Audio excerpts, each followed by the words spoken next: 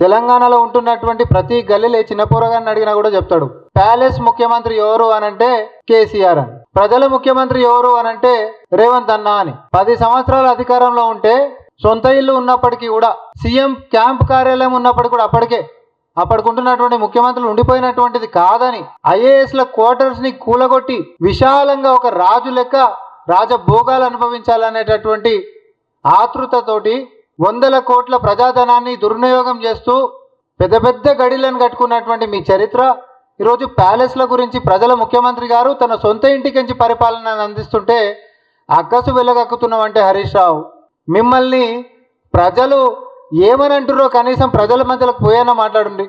సచివాలయంకి ముఖ్యమంత్రి గారు పోతలేరని మాట్లాడతాడు.